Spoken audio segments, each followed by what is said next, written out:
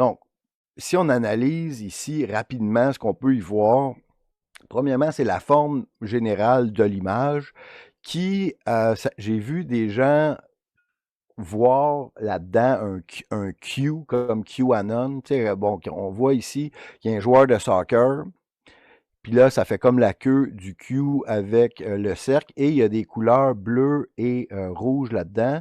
Puis si on suit le bleu, ça peut refaire un Q un peu.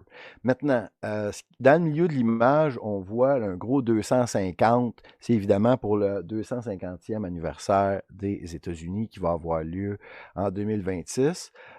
Sous ce gâteau-là d'anniversaire, on voit Donald Trump d'un côté d'un graphique euh, avec un épée croisée, où l'autre côté, on a euh, et, comment il s'appelle le président chinois, là, je ne me rappelle plus son nom là-dessus, désolé. Euh, et puis derrière la Chine, on dirait qu'on a un Soros qui a la main sur l'épaule, et puis l'autre, est-ce que ce serait Poutine?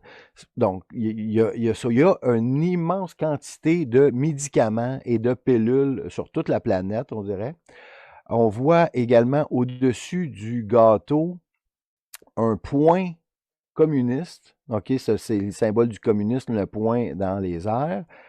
Sur ce point-là, il y a des menottes qui sont reliées au gâteau des États-Unis. Donc, est-ce que c'est la guerre du communisme aux États-Unis? Parce que ce drapeau-là, et pas ce drapeau-là, ce point-là est devant le drapeau américain, entouré de missiles. On voit également à la gauche le missile qui ressemble à un phallus de Amazon, celui-là de Jeff Bezos. On voit maintenant la guerre commerciale qui est représentée par les bateaux de transport qui tirent des bombes sur les États-Unis.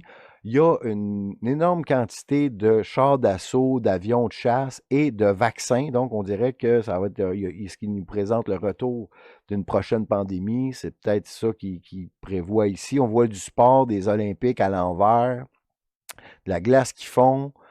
Euh, à droite du gâteau, qu'est-ce qui est un peu spécial? On voit une vieille barque ou un drakkar qui ressemble un peu à un drakkar viking, mais avec des personnages du Moyen-Orient dedans. Un qui a un vase, il y a un one-eye là-dessus. Et juste au bout, on dirait qu'on voit un Zelensky qui est en cavale, qui a des lunettes pour voir au loin. On voit des robots, des chiens robots, des avions, de la guerre, des médicaments. Donc, ça ne dit rien qui vaille tout ça. Donc, c'était la symbolique de The Economist.